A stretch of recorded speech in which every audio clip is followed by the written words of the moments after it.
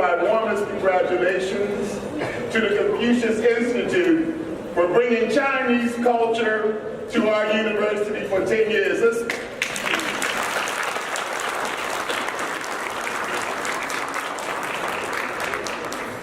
I want to thank Jean-Luc for such a wonderful introduction. I stand no taller than this institute. There's no way, although I am a tall man, I could never stand as tall as this institute. We're so grateful to have a relationship that means that we have been partnered together for at least 10 years. This university, however, has been immersed in this relationship with China for a long time. It's great to have many students here from our partner school, Renmin, University of China, here with us today. I'm so pleased that they're here. Students, stand up so we can see you.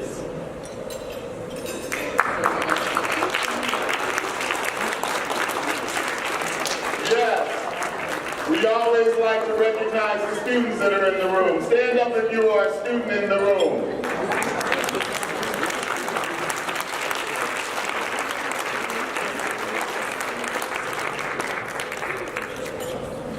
I'm so also pleased that my colleague and University Vice President, Wu Shu Chow, is here.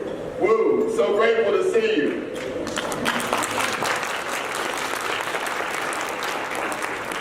Thank you all for traveling across the globe to attend this celebration today. I truly appreciate all the support that our partner university, Renmin University of China, has provided to the Confucius Institute at our university. I am looking forward to seeing more collaboration between our universities in the future. I'm also looking forward to the opportunity to visit in the near future. It's a special honor to have Chong Chin Chen here today, Education Counsel at the Consulate General of the People's Republic of China in New York, joining us today as well. There are so many people who brought the Confucius Institute to life here at the University of Massachusetts, Boston. I'd like to express my appreciation to our own Bai Feng Sun, who is here running around, always running around. There she is in the back. Hey, she's been a tremendous representative and has been a wonderful part of this community. Thank you for coordinating the various programs that we have. Thank you for making sure that all these activities are successful.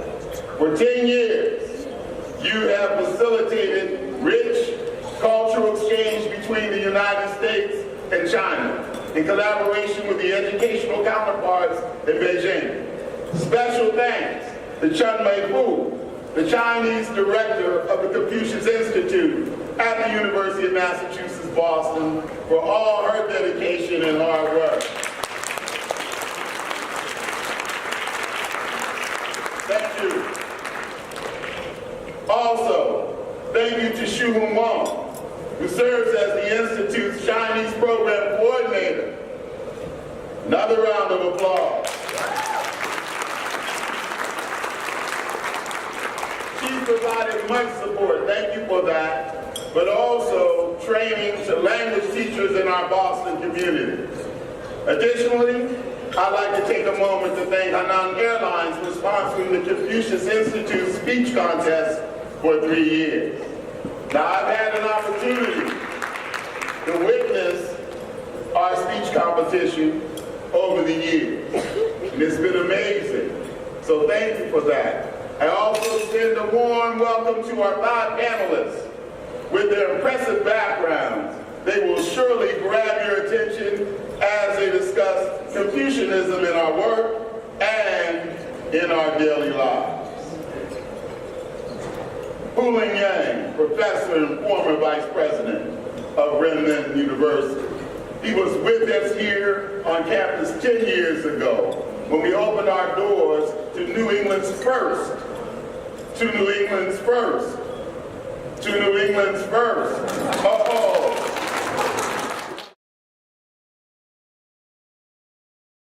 The Confucius Institute idea is learned from the British, French, German, and the Spanish experiences in promoting their national language and culture in the world. Its purpose is to provide support to people learning Chinese language and culture. The basic structure of Confucius Institute is of a university in China paired a host country university. So far, there are 509 Confucius Institutes worldwide. 109 of them are in the United States. The Confucius Institute at UMass Boston was established in 2006 as the first in New England. It has two partners in China, Renmin University of China and its affiliated school, RDFG. So our Confucius Institute is a innovative model of three partners. From the PowerPoint you have seen a moment ago, you know what our Confucius Institute has been doing in the past 10 years. We work hard and we are grateful to people who have been supportive to our work.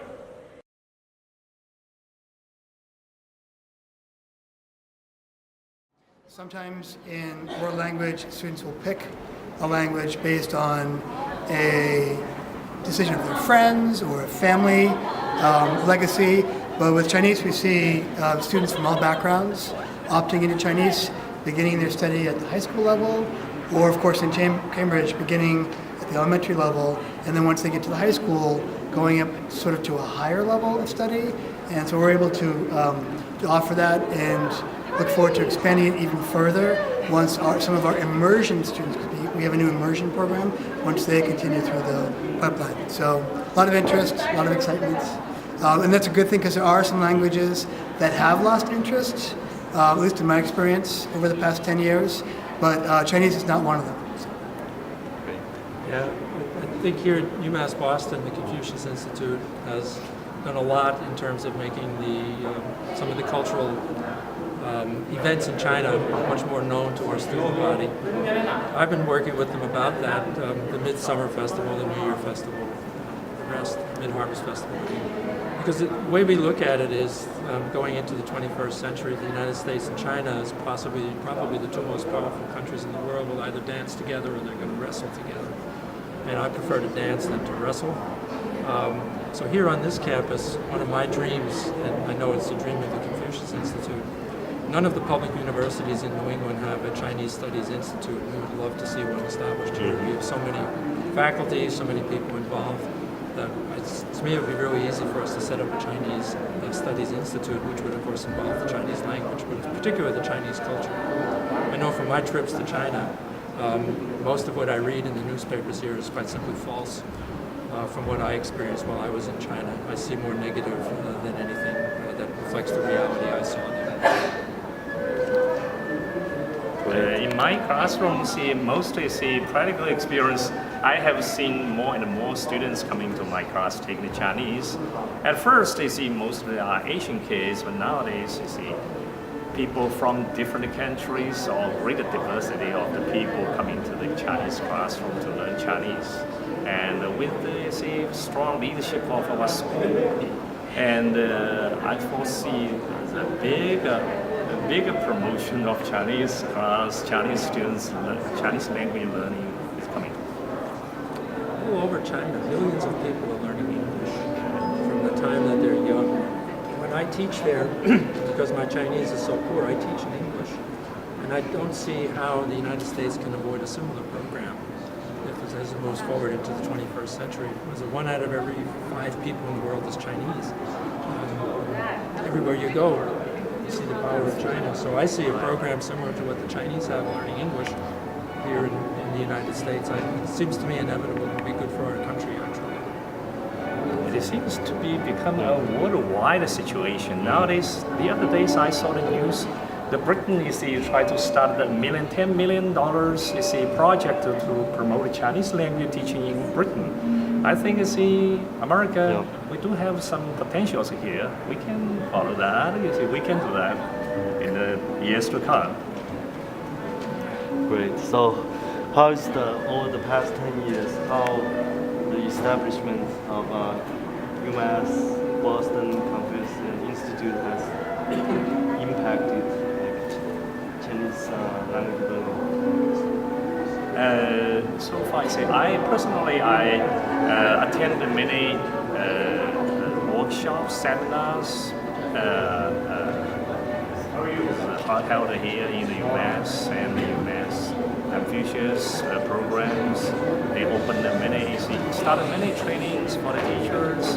They definitely see lots of help for the American teachers teaching Chinese here. We definitely benefits a lot greatly during the past 10 years to learn a lot of skills, different cultures, how do we teach the American kids in the classroom in America. Those are all we are little by little learning with the help of the Confucius program in the U.S. Boston. You can hear great music, and Yeah. you're going to have some great food. I personally enjoy the speech context most. See so many talented students from all over the region and Chinese kids from all over the nation. They make great speeches. So, It's impressive. yeah. It's daunting, actually, to an